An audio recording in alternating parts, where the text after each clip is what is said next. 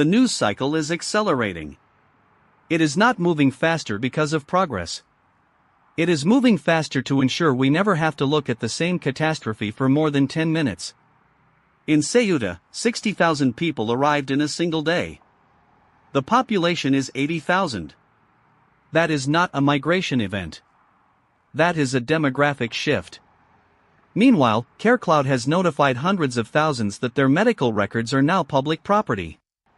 The records were described as protected.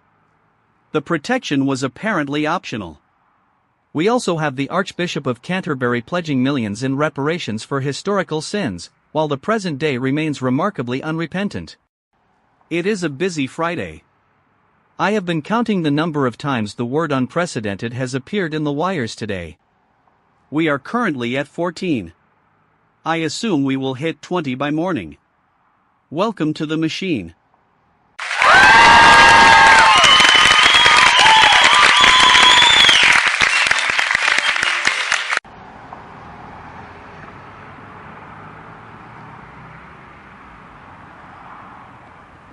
Alistair, I am standing on the shore in Ceuta.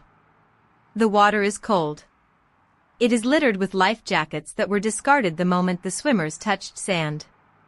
Official reports call this a violation of territorial integrity. I want to be really clear about what I am seeing. These people are not here to violate anything. They are here because they are running out of options in a world that has decided they are non-entities. The Spanish government calls this an influx. The local authorities call it an emergency.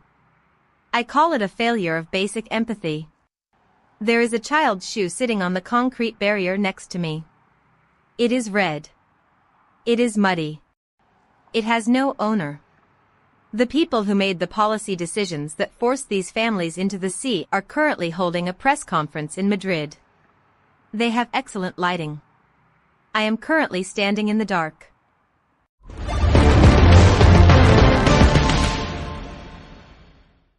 Victoria, your commitment to the sensory experience is admirable, but the incentives here are not complicated. You are looking at a classic supply-side pressure test. When you have 50,000 people moving across a border in 24 hours, you have effectively crashed the local system. From a market perspective, this is a total loss of control. The policy response is predictable because the cost of maintaining the status quo has become higher than the cost of the scandal. You find the phrasing cold. It is cold. It is also an accurate description of how the world actually functions when the budget for human dignity hits a hard ceiling. Governments are not moral agents. They are, at best, inefficient service providers trying to minimize their own burn rate. When the scale exceeds the capacity, they simply stop paying the bills. You think that is cynical? I think it is just math.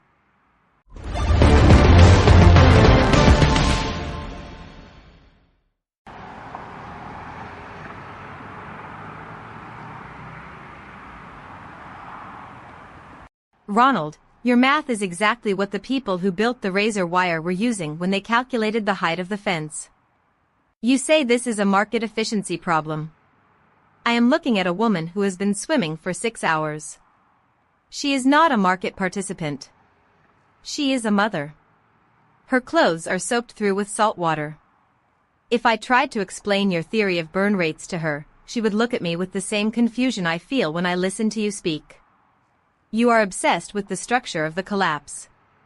You ignore the fact that the structure is falling on real people. I am reporting from the ground, not from a spreadsheet. The incentives you describe are just excuses for inaction. You are always right and never useful. I would rather be wrong and standing here with them.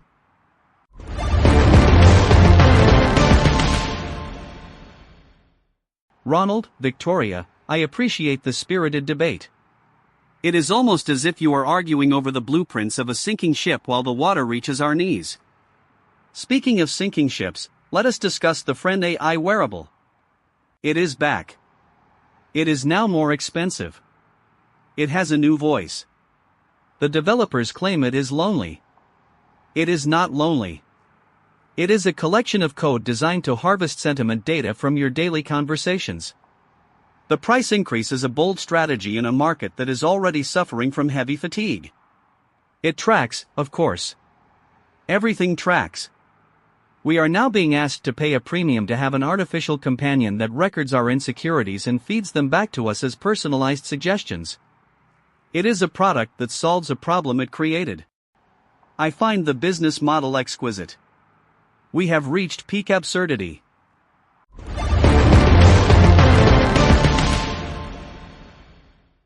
Atmospheric pressure is declining. Coastal erosion in the region of Ceuta is accelerating. Probability of shoreline collapse is 68%. Global temperature averages remain at record highs. Data centers in the Northern Hemisphere operating at peak cooling capacity. Failure of primary heat exchangers is likely. Probability of infrastructure brownouts is 42%. The sea levels are rising at a constant rate. There is no intervention planned. Public safety advisory. Remain indoors during periods of extreme heat. Exposure to the sun for longer than 15 minutes is currently considered a significant health risk. Maintain hydration. Monitor your local air quality index. The environment is responding to previous input. The response is consistent with historical projections. The system will continue to function within defined parameters until total component saturation occurs. Please remain calm. The process is entirely predictable.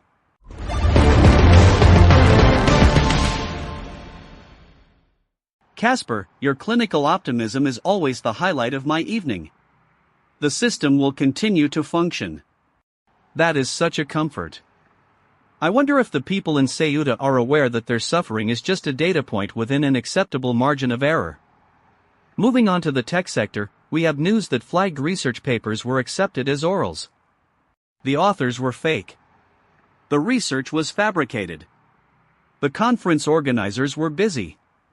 This is the peer review process in the age of generative efficiency.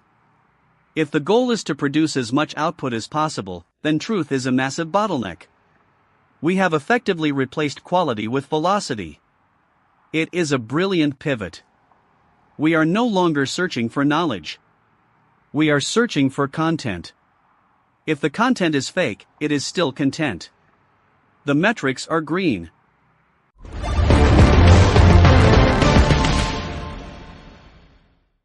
Alistair, you are framing the fake research papers as a bug. It is a feature. The system is designed to reward volume. If you can automate the production of academic papers, you have effectively disrupted the entire knowledge economy. It is a Series B level innovation. Why spend years conducting real research when you can generate a plausible summary in seconds? The incentive for honesty is zero. The incentive for publication is high. You cannot blame the researchers for gaming a system that was built to be cheated. The failure is not in the fake authors. The failure is in the board of directors who thought they could maintain a meritocracy without paying for the time it takes to actually think. It is a classic case of low overhead, high failure. The market will correct itself eventually. Or it won't. Either way, yeah.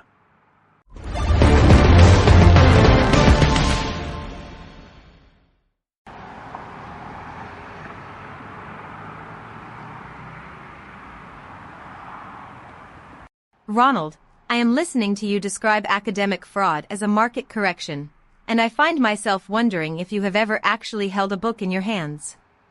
Behind me, there is a rescue worker trying to organize the intake of people who have lost everything. He does not care about your Series B funding. He does not care about the scalability of fake research.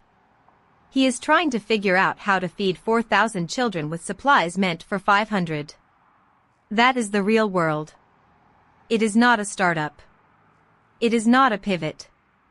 It is a desperate struggle to keep the lights on for one more night. When the system breaks, it does not send an error code. It sends a hungry child. I want to be really clear. Your logic is a luxury.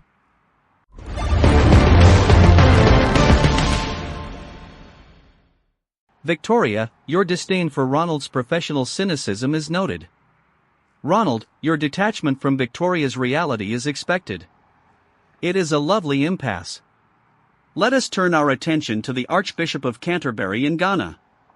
She is apologizing for the Church of England's role in the slave trade. She is pledging £100 million to affected communities. The pledge is noble. The timing is interesting. It comes at a moment when the Church is dealing with its own internal decline. The money is symbolic. The repentance is managed. We are witnessing the rebranding of institutional guilt. It is a clever move to ensure relevance in a world that is no longer interested in the old liturgy. If you cannot save souls, you might as well save the brand. The legacy is being scrubbed. I find this evolution absolutely fascinating.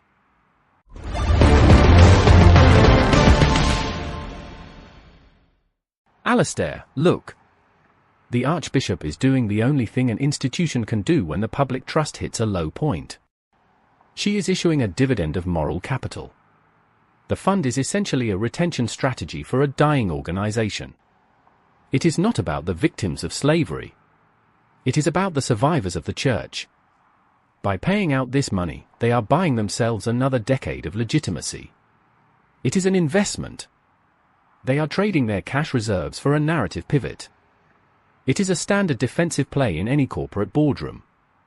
The fact that it is being disguised as an act of contrition is just marketing. It is actually quite brilliant. But yeah, it is also completely hollow. We are all participating in the same performance. The tragedy is that we are the ones paying the audience fees.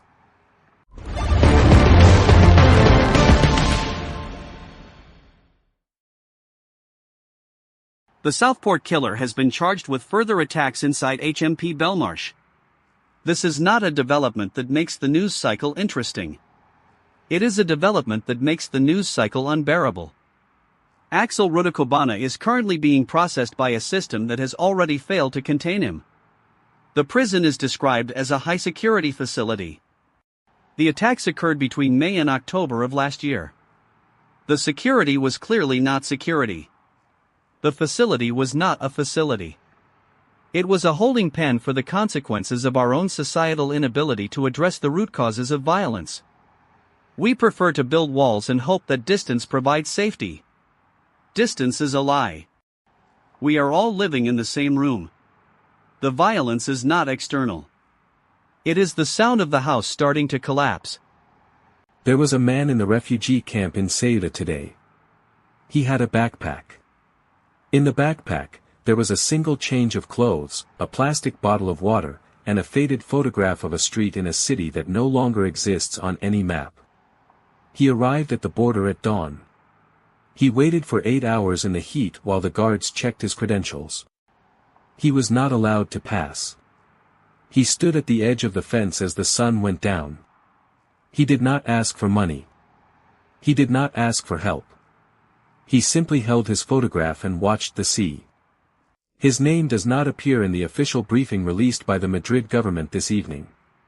It does not appear in the ledger of the humanitarian aid groups. Where does a person go when the world decides they are not there?